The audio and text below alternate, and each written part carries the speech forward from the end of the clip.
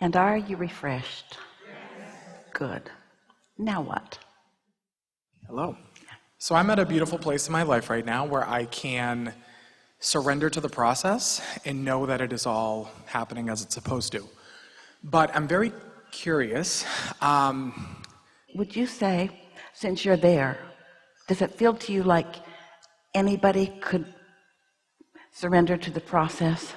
But you said you're in a beautiful place now, so that makes you more expectant to surrender? But anybody could. Anybody can. It's just joy. Yeah. Yeah. I've been curious over the past couple of months. I know that we have so much power in creating what we desire in this life, but is there any part of it that is predetermined, a purpose that we have to step into? Yes. Of how we're supposed to help others? In this sense, in your now, as you are asking for things, you eternally are that. So from your non-physical vantage point, prior to emerging into this physical body, you had intentions, desires. In most cases, they were what, from your vantage point now, you would call general in nature. You wanted to enjoy it. You wanted to be of value. You wanted to be conscious about it and aware of it. The details of it, most people leave the details to their gathering of data once they're in their physical bodies. But there is a very clear intention that you hold coming in every time. So how much control do we have in navigating that? Or is it just aligning? Complete control, because there's nothing about that control that would get in the way of anything else. Unless once you're in your physical body, you decide that you want to be miserable. And then you would feel negative emotion just at the idea of it. And you can tell. You know what's really wonderful? You can tell by the way you feel when you're on those thought paths that really harmonize with those core intentions that you held even before you came into this physical body. You can really feel when you're onto one of those. And you can tell when you get crossways of them too. For example, just for fun and briefly, but it has to be sincere, so get really down on yourself and feel how horrible that feels. Or really down on someone else and feel what a departure that is. And you might want to say, well, it's a departure from who my inner being now is. But we say it's a departure from all of those intentions that you held coming in as well. Yeah. Yes. Perfect. Yeah. Thank you so much. Really good.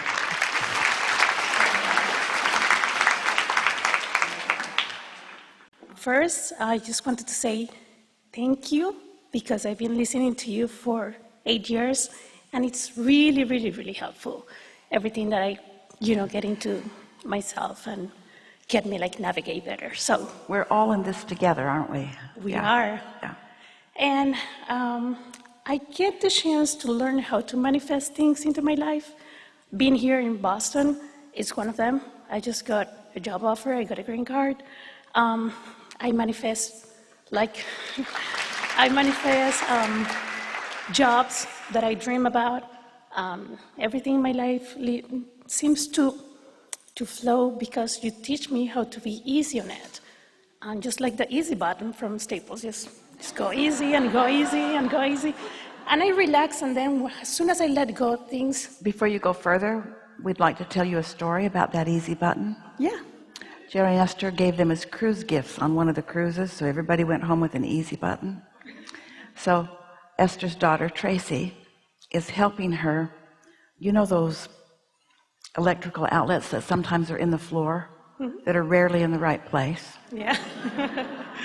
So Esther wanted to plug a flat plug into it, but the cover for it was in the way, so she said, we'll just break it off.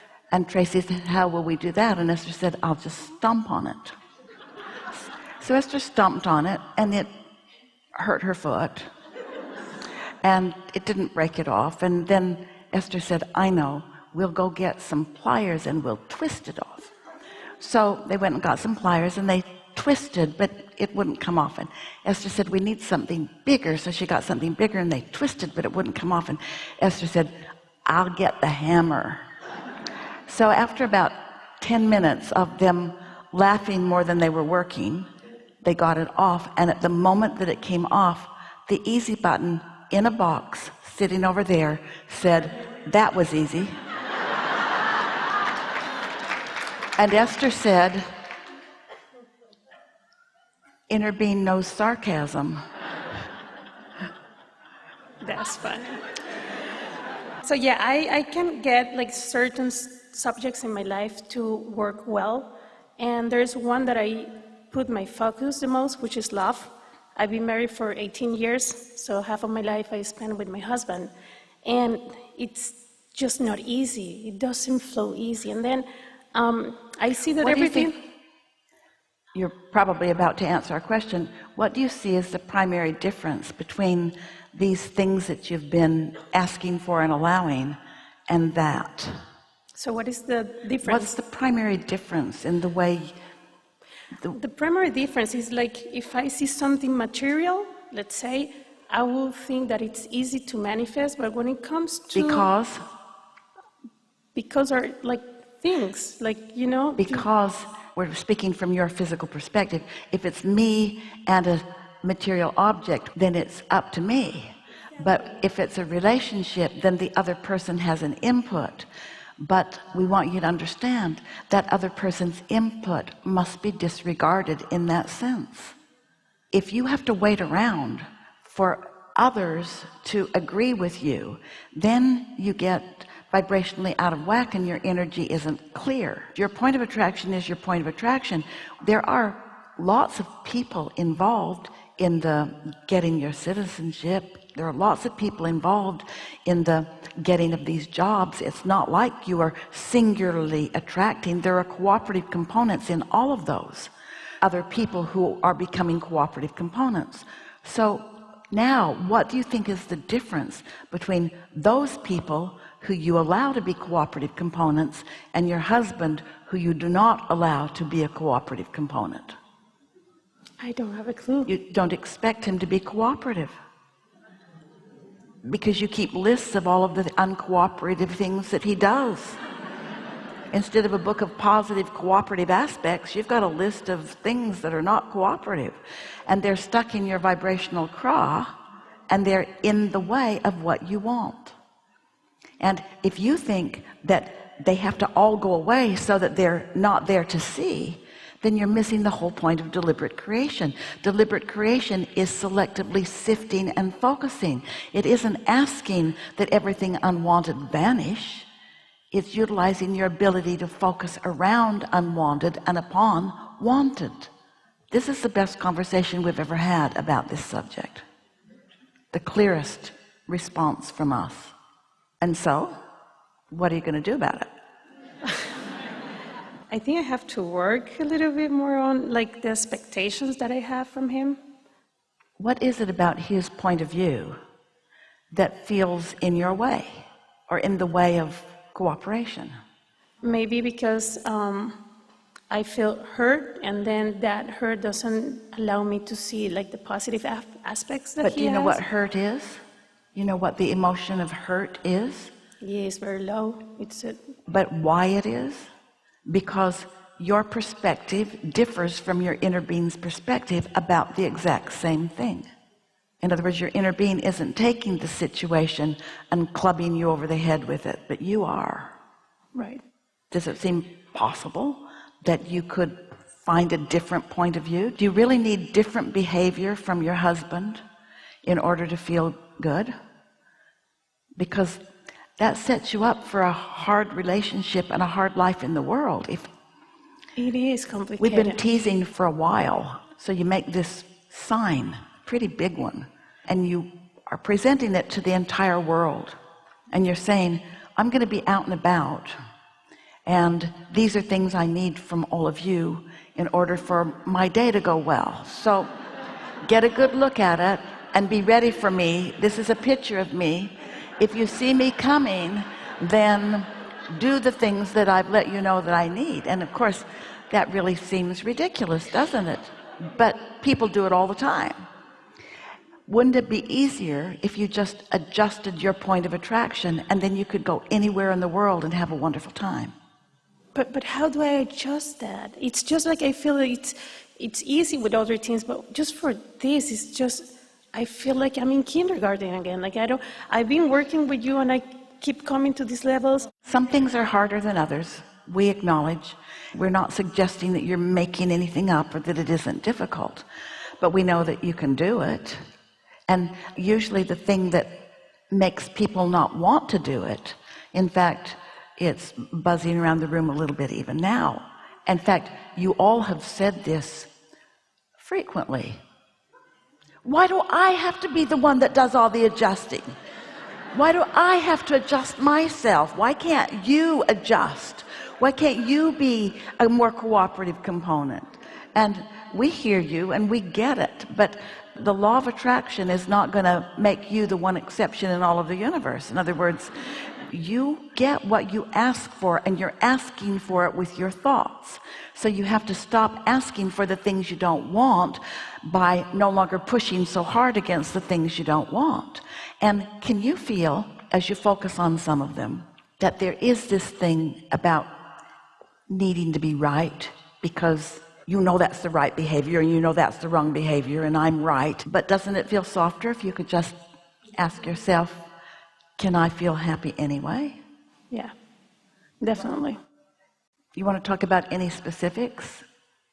Yes. For example, I was just trying to get a house because I just moved here, been here for a month, and I was trying to get this house really, really hard. And then I just let go, and then I start feeling happy every morning, putting music that I really like, and I did this for like about 4 days, like feeling really happy just for nothing, just to appreciate things. And they called me, and then I got the house. So it's just like, you know, it's when I choose to, but I can do with anything. But when I come home and I see this man that I really love, and I give, you know, my everything to him, and I see like he doesn't seize me with this happiness the same way that I see him, then I feel like my whole world just go down, and it's just too strong, you know. So say it another way. Your happiness is not oozing all over him and making him happy?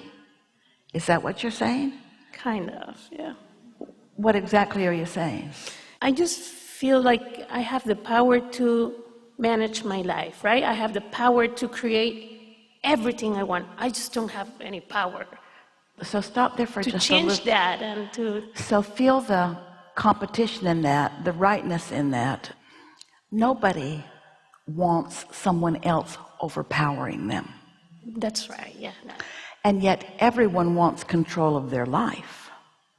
So it follows usually that for me to have control of my life, if we disagree, I'm going to have to be more powerful than you. Nations do it. Big people do it to little people. Employers do it to employees. Employees do it to each other. In other words, it's like a power struggle all the time. And what's so interesting about this power struggle is that everybody that's in a power struggle has cut themselves off from the true power. In other words, the leverage is in alignment. You can join the ranks of the masses who are not thinking about that kind of empowerment, who are not utilizing the power that creates worlds for the kinds of things that feel magical to you when they happen. You can join the ranks of those who aren't thinking about that right now, who are really just fighting it out with each other, but they are really a weak bunch trying to prove who's the most powerful. Everybody who is fighting that battle is really comparatively really weak. It's why they get so mean, and it's why they get so loud, because they really feel powerless, and so they're just struggling so hard you can see the veins in their neck, because they're trying so hard, because they're working against the true nature of the universe. So if you could say to yourself, until you're sort of feeling comfortable and natural in it, no one can overpower me, because my connection or not allowing of my power is just between me and my inner being. It doesn't have anything to do with anybody else. And I'm getting a handle on this, and look at the evidence of it. This